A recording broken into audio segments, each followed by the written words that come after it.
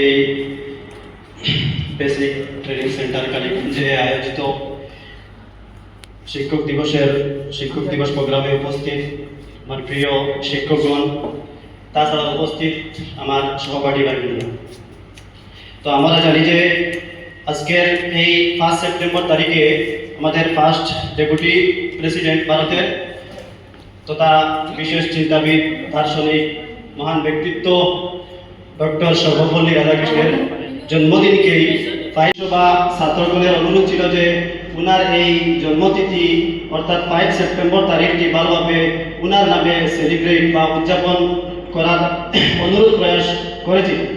তখন তিনি বলেছিলেন যে যেহেতু শিক্ষা একটি মহান, শিক্ষার একটি বিশেষ গুরুত্ব, শিক্ষার প্রতি শ্রদ্ধা, শিক্ষার প্রতি ভালোবাসা এবং শিক্ষার যে মূল চাবিকাঠি হলেন শিক্ষক, এই শিক্ষকদের প্রতি শ্রদ্ধা জানাতে গিয়ে উনার দিনটিকে সমগ্র শিক্ষক জাতিকে সম্মান জানানোর জন্য উনার জন্মতিথিটিকে শিক্ষক দিবস হিসাবে পালন করার প্রয়াস ব্যক্ত করেছিলেন।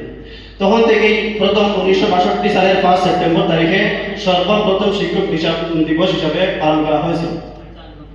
তো আজকে এই 5 সেপ্টেম্বর মহান এই দিনটিতে আমি সর্বপ্রথম স্মরণ করে শ্রদ্ধা এবং কৃতজ্ঞতা, ভালোবাসা জানাতে চাই আমার সর্বপ্রথম এই জীবনের সর্বপ্রথম শিক্ষক, যিনি অতি প্রিয়, যাহার কোনো সব থেকে বেশি অবদান আমাদের পিছনে, যারা হলেন আমাদের সর্বপ্রথম মাতা পিতা, যাহারা আমাদের ঘরোয়া শিক্ষা অর্থাৎ প্রাথমিক শিক্ষা দান করেছিলেন নিঃস্বার্থভাবে।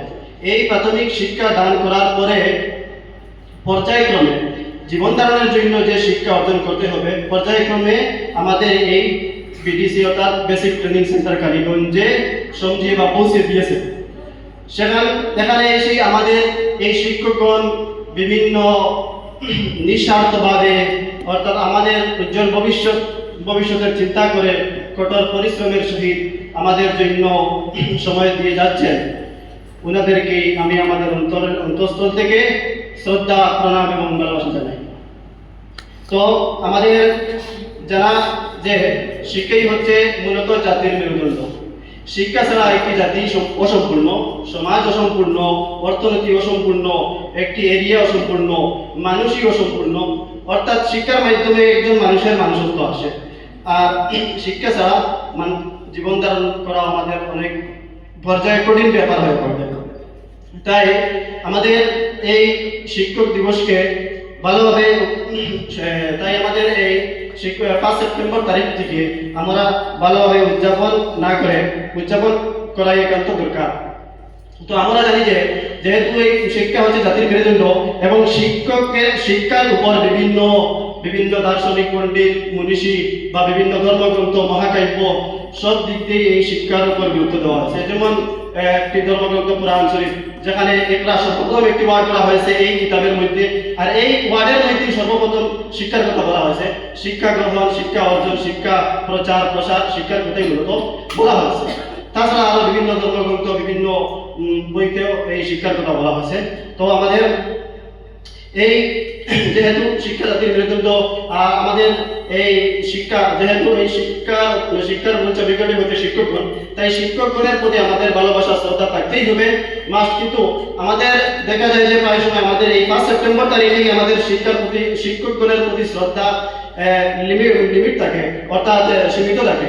তাই আমাদের এই শুধুমাত্র 5 সেপ্টেম্বর তারিখে আমরা শ্রদ্ধা না জানি সমস্ত বৎসর যেন বাকি 364 ডেজ আমাদের শিক্ষকদের প্রতি সমানভাবে ভালোবাসা এবং শ্রদ্ধা থাকতে হবে।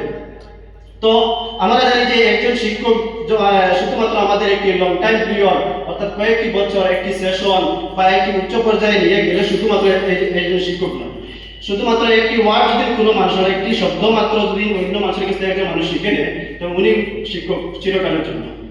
তো আমি শেষ পর্যন্ত আমি বলতে চাই যে এই ডক্টর সর্বপল্লী রাধাকৃষ্ণের এই সোনালী দিনটিতে আমি আমার সম্পূর্ণ শিক্ষকগণ এবং মাতা পিতা সকলের প্রতি আবারও প্রণাম এবং শ্রদ্ধা ভালোবাসা জানিয়ে আমি আমার বক্তব্য শেষ করলাম। ধন্যবাদ।